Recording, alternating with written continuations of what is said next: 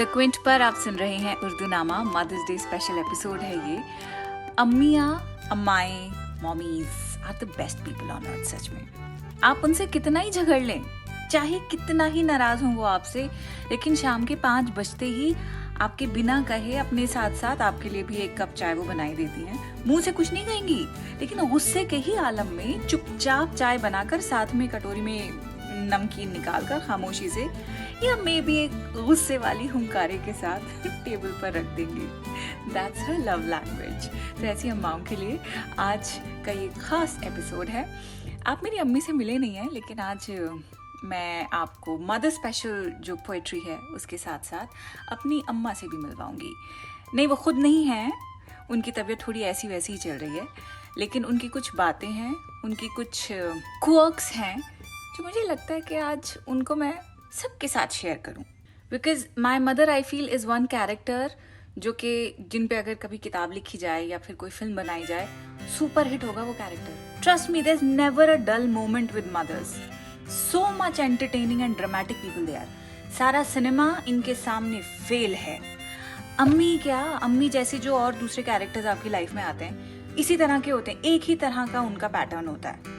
अपनी फुप्पी, my father's sister, उनकी मैं आपको बात बताती हूँ। लंदन में जब मैं रह रही थी तो अपनी फुप्पो के पास रह रही थी, बुआ के पास। सो प्यार से उन्हें बीबी कहते थे हम। तो एक दिन कॉलेज से जब मैं आई तो सर में बड़ा दर्द था। बड़ी ठंड रहती है लंदन में और ऐसा लगता है हड्डी के अंदर चुभ रही है, चाहे कितनी लेयरिंग आप कर लें। तो खैर मैं स्वेटर और वो मोटा सा कोट भी लंबा सा पहनी हुई थी, उसके बावजूद ऐसा लग रहा था कि सर मेरा बहुत भारी हो रहा है। साइनस भी है तो फिर उसकी वजह से सोने पे सुहागा और भी ज्यादा, पूरे मतलब चेहरे पे सर पे बहुत बुरी तरह से उस दिन दर्द था। तो मैं घर में घुसी, बीबी से कहा कि बीबी सर में बहुत दर्द हो रहा है और मैं 1 घंटे सो रही हूँ, फिर उठने के बाद खाना खाऊंगी, आप मेरा इंतजार मत कीजिएगा, आप डिनर कर लीजिएगा।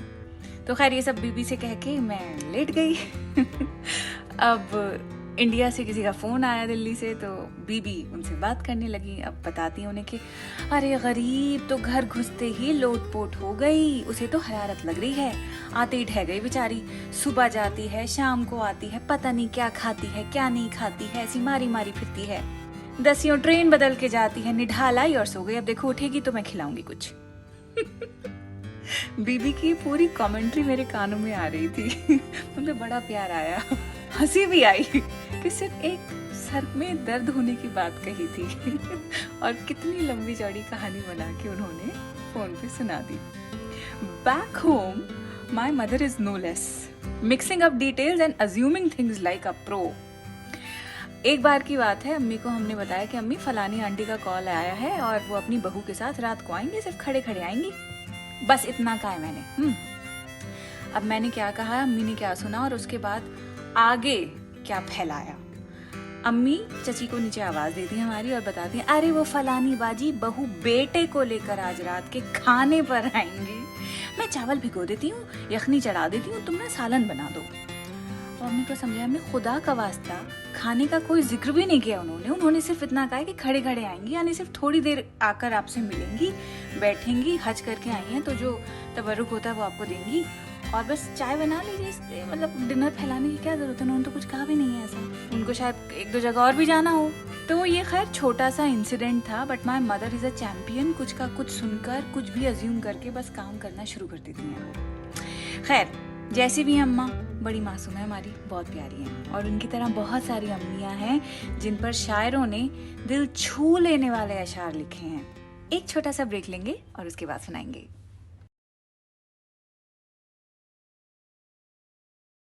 Mother's day special episode Urdu Nama का चल रहा है और मदर स्पेशल पोएट्री आपको मैं सुनाने वाली हूँ। मुनव्वर राना का एक शेर है जो सबसे पहले टॉप ऑफ द माइंड था, उसी से शुरुआत करेंगे। लिखते हैं,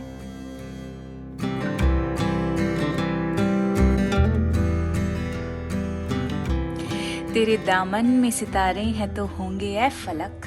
आसमान से कह रहे हैं कि तेरे दामन में चाहे कितनी कॉन्स्टलेशंस हो, सितारे होंगे तो होंगे, हमें इससे क्या। तेरे दामन में सितारे हैं तो होंगे ऐ फलक, मुझको अपनी माँ की मैली ओढ़नी अच्छी लगी। कि चाहे कितने खूबसूरत कपड़े हों, लत्ते हों, लेकिन जो अम्मी के कपड़ों में से महक आती है और आप नोटिस कीजिएगा, मुझे अब ये शेर पढ़ते पढ़ते एक और किस्सा याद आया कि हमारी अम्मी जब बावर्ची खाने में खाना पकाती थी, छोटे छोटे हम थे, बहुत शरीफ हुआ करते थे तब, और जब हम चिपटते थे अपनी अम्मी के आगे, पसीनों में शराबोर हो रही होती थी, और बस उनको कस के हम लोग ऐसे जकड़ लिया करते थे। बदबू कभी नहीं आती थी उनके स्वेट में से। दादी का भी यही हाल था। दादी भी हमारे खाने पकाने की शौकीन, चाहे मई जून की वो तपतपाती हुई गर्मियाँ हों, बत्ती आए ना आए, उन्हें कोई मतलब ही नहीं, वो बस बावर्ची खाने में एक के बाद एक हंडियाँ पकाती रहती थी। तो दादी को भी इस तरह जाके जब प्यार किया करती थी मैं, तो मुझे याद है कि पसीने उनके मेरे मुंह पे चिपक जाया करते थे। बदबू कभी नहीं आती थी उनके पसीनों में से। अम्मी के भी स्वेट में कभी बदबू आई ही नहीं। So I don't know what this is, but कुछ तो है।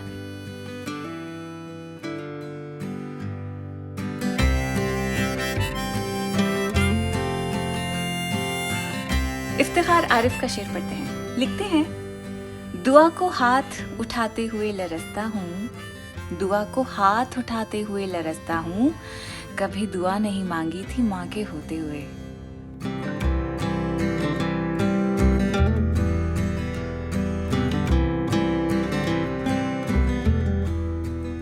अब अब्बास ताबिश का आप ये शेर सुनिए। एक मुद्दत से मेरी माँ नहीं सोई ताबिश, एक मुद्दत से मेरी माँ नहीं सोई ताबिश, मैंने एक बार कहा था मुझे डर लगता है।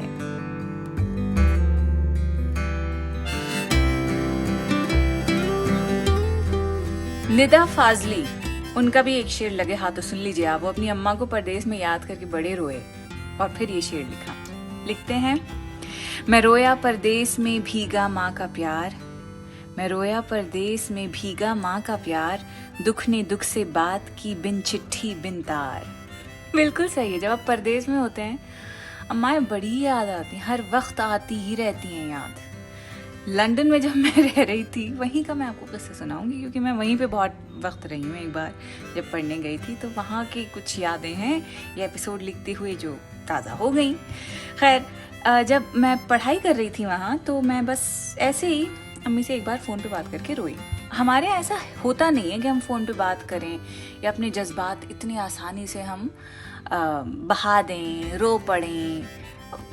Probably we all try to act very strong, but अंदर से सब हलवा है। बट उस दिन खैर स्ट्रांग की तो ऐसी की तैसी हो गई थी। बट उस दिन अम्मी से बात करके मैं बहुत रोई थी। हुआ ये था कि हैरो स्टेशन, जहाँ पे मेरी यूनिवर्सिटी थी, डिपार्टमेंट से बाहर निकली तो हैरो स्टेशन वहीं पे होता है। तो ऊपर सीढ़ियाँ चढ़ के प्लेटफॉर्म तक मैं जब पहुँची तो भाई बारिश हो रही थी। लंदन की बारिश का कोई भरोसा नहीं होता है। So it was drizzling. आसमान पर बहुत ही खूबसूरत बादलों का कवर था, गहरे नीले और फिर लाल और फिर आसमानी रंग की लैज बनी हुई थी। और बादल बीच में ऐसे बिखरे हुए थे जैसे कि किसी ने लिहाफ खोल दिया हो और उसकी रुई टूटकर बिखर गई हो। खैर, बहुत ही खूबसूरत मंजर था वो। और मैं रेनकोट में थी, सुकड़ी बेंच पे बैठी हुई थी, ठंड बड़ी लग रही थी, नाक ठंडी पड़ी थी, हाथ इतने खुनक थे कि बिल्कुल जेबों में मैंने घुसा रखे थे, फिर भी गर्माओं का कोई एहसास नहीं था। तो फ़ोन भी वहीं पे मैं पकड़ी हुई थी मुट्ठी में अपनी, अचानक से भुरभुराया वो, मैंने फ़ोन उठा लिया। तो अम्मा का फ़ोन था हमारी। हेलो हाय कुछ नहीं, अम्मी कह के जब मैं हुआ भी कुछ ऐसी बात थी कि हमारा एक असाइनमेंट था, फीचर पे मैं काम कर रही थी, ऑडियो फीचर थी वो। तो मुझको वो एडिट करके अगली सुबह सबमिट करनी थी। अब वो SD कार्ड करप्ट हो गया था जिसमें प्राइमरी इंटरव्यू था मेरा। खैर, बाद में मैंने क्या किया कि वो प्राइमरी इंटरव्यू की जगह बाकी जो दूसरे इंटरव्यूज़ थे उसी के अराउंड दोबारा से नए सिरे से कहानी लिखी मैंने और फिर सबमिट कर दी। मार्क्स भी अच्छे खासे मिल गए थे। खैर, बात ये नहीं है, किस्सा ये था कि जब हमने अपनी अम्मा को ऐसी डिस्ट्रेस में उनसे बात की फ़ोन पे, तो पहले तो हम खूब फुट फुट के रोए। उसके बाद हमारी अम्मी ने हिंदी फिल्मों की जो माएँ होती हैं ना, उन्हीं के अंदाज में एक डायलॉग मारा और ऐसा लगा कि सब कुछ ठीक हो गया। तो बोलती हैं कि नन्नी दिल छोटा मत करो, हाँ रो मत बेटे, याद रखो बड़े मकसद के लिए कुर्बानी भी बहुत बड़ी होती है। तो खैर, that scene stayed with me, अम्मी का डायलॉग स्टेड विद मी। और उससे अम्माएं बड़ी स्वीट होती हैं। आप भी बताइए, आपकी अम्मा के ऐसे पर्ल्स ऑफ विजडम क्या हैं? क्या आपकी अम्मा ने आपको ऐसा डायलॉग मारा होगा जो आपको अभी तक याद है? इंस्टाग्राम पे आ जाइए, फबिहा सैयद के नाम से मैं आपको मिल जाऊंगी। आगे बढ़ते हैं।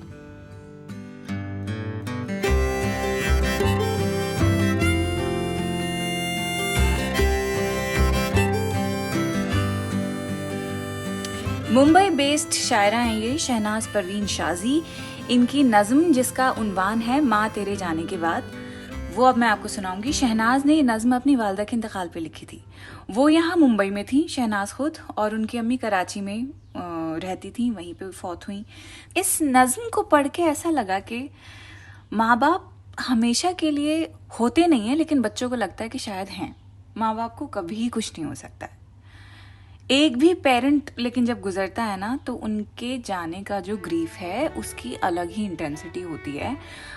वो जो गम है वक्त के साथ शायद कम ज़रूर हो जाता है, ख़त्म नहीं हो पाता है। My father passed away 21 years ago. आज भी एनिवर्सरीज हों या फिर सालगिरह हों, उनकी याद इतनी ज़ोर से हुमक के आती है कि you know it just feels कि शायद वो कल ही गुजरे हों। Everything feels so fresh। खैर, शहनाज परवीन शाजी की जो नज़्म है अब आपको पढ़ के सुना रही हूँ मैं कि अपनी अम्मी के इंतकाल पे उन्होंने किस तरह से लिखा है। ओके लिखती हैं, बुझ गया रोशन सवेरा माँ तेरे जाने के बाद, बुझ गया रोशन सवेरा माँ तेरे जाने के बाद, छा गया हर सू अंधेरा माँ तेरे जाने के बाद, गम का बादल है घनेरा माँ तेरे जाने के बाद, दम घुटता जाता है मेरा माँ तेरे जाने के बाद, किसके चेहरे में तलाशूं तेरे चेहरे की झलक, किसके आंचल में मिलेगी तेरी ममता की महक, किसकी बातों में सुनूंगी तेरे लहजे की खनक, किस सितारे में बसेगी तेरी आंखों की चमक, ढूंढती हूँ अक्स तेरा माँ तेरे जाने के बाद, दम घुटा जाता है मेरा माँ तेरे जाने के बाद, फोन पर किसको सुनाऊंगी मैं अपना हाले जार, किसकी बातें सुन के आएगा मेरे दिल को करार, कौन पोंछेगा मेरे बहते हुए अश्कों की धार, कौन पानी पढ़ के देगा होगा जब मुझको बुखार,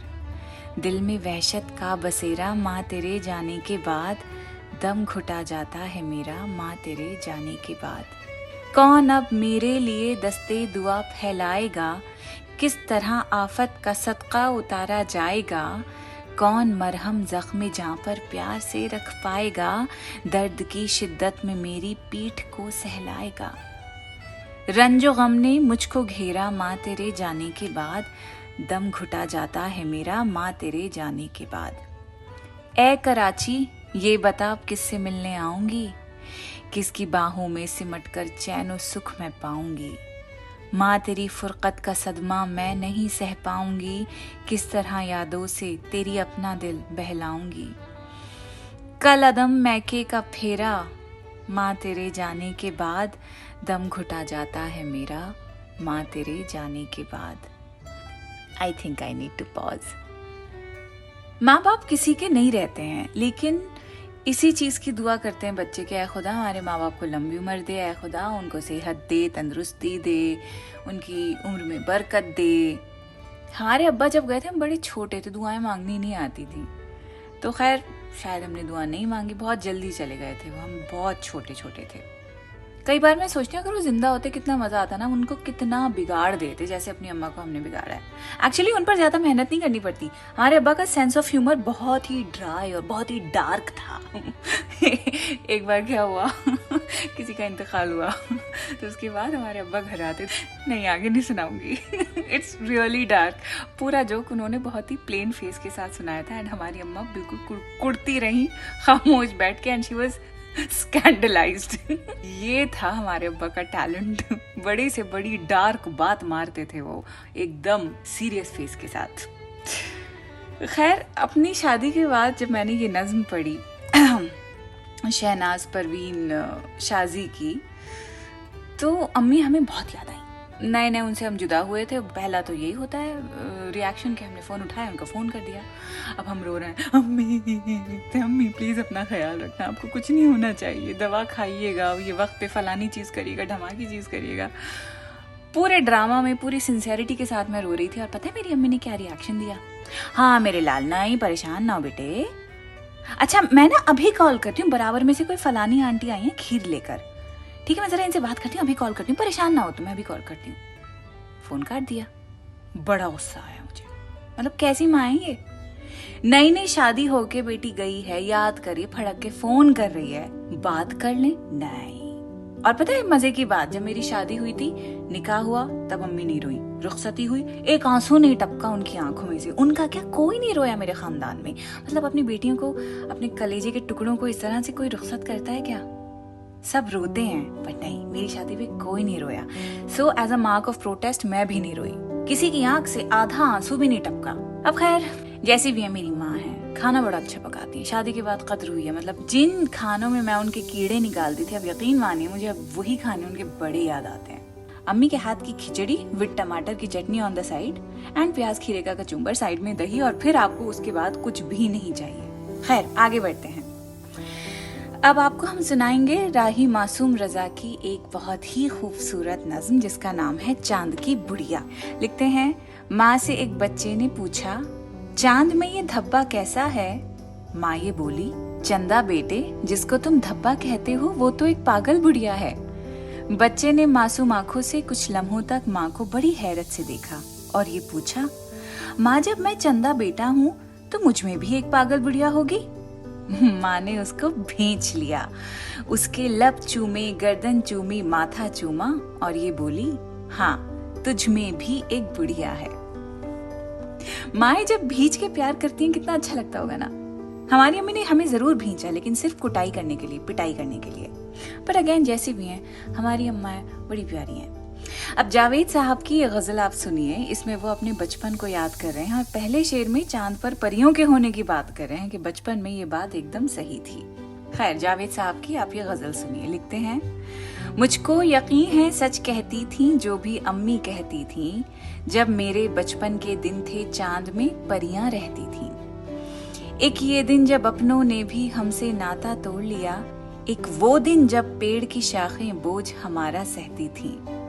एक ये दिन जब सारी सड़कें रूठी रूठी लगती हैं, एक वो दिन जब आओ खेलें सारी गलियां कहती थी। एक ये दिन जब जागी रातें दीवारों को तकती हैं, एक वो दिन जब शामों की भी पलकें बोझल रहती थी। एक ये दिन जब जहन में सारी अय्यारी की बातें हैं, एक वो दिन जब दिल में भोली भाली बातें रहती थी। एक ये दिन जब लाखों गम और काल पड़ा है आंसू का, एक वो दिन जब एक जरा सी बात पे नदियां बहती थी। एक ये घर जिस घर में मेरा साजो सामा रहता है, एक वो घर जिस घर में मेरी बूढ़ी नानी रहती थी।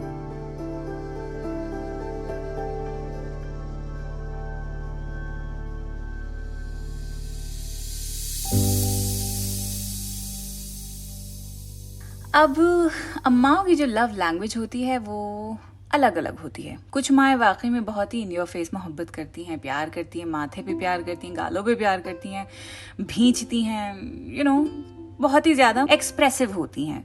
कुछ अम्माएं होती हैं जो कि कुछ नहीं बोलती हैं, गुस्से में सारा काम कर देंगी, आपको एक की जगह 2 रोटी खिलाएंगी अगर उन्हें मोहब्बत आ रही है तो। आपकी खिचड़ी के ऊपर 1 चम्मच एक्स्ट्रा वो देसी घी डाल देंगी, आपको 1 लड्डू की जगह 2 लड्डू परोसेंगी, लेकिन फिर भी खफा रहेंगी और मुझसे कुछ नहीं कहेंगी। ये भी लव लैंग्वेज होती है। आपको अपनी अम्मी के कौन से लव लैंग्वेज याद है, कौन सी क्वर्क याद है? अगर आप उनके साथ रहते हैं तो वो आपको क्या क्या पकाकर खिलाती हैं, मुझे इंस्टाग्राम पर आप आकर ज़रूर बताइएगा। मुझे ये किस्से सुनने और बताने बड़े अच्छे लगते हैं। मेरी प्रोफाइल फबीहा सैयद के नाम से आपको मिल जाएगी। फिलहाल I am leaving to see my mother. पिछले 2 हफ्तों से नहीं मिली मैं उन्हें। काफ़ी उन्होंने मुझे ताने भी सुनाए हैं, काफ़ी अपसेट भी हैं, तो आई थिंक आज मैं जा रही हूँ उनके पास। उनसे कह के मैंने अरवी गोश्त पकवाया है, बहुत ज़बरदस्त पकाती हैं। तो मैं अपनी अम्मा के पास जा रही हूँ, आप अपनी अम्मा के पास जाइए एंड हैप्पी मदर्स डे उनको हमारी तरफ से कह दीजिएगा। हर दिन होना चाहिए वैसे मदर्स डे, आज भी है तो आज भी मना ही लीजिए, है ना? चलें, अगले हफ्ते आपसे मिलती हूँ। खुदा हाफिज़।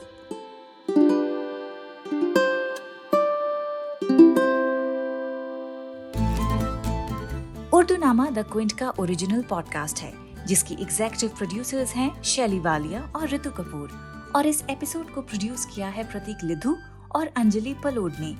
इसे लिखने, होस्ट करने और एडिट करने वाली हैं फबीहा सैयद, और इसकी बैकग्राउंड म्यूजिक ली है BMG प्रोडक्शन से।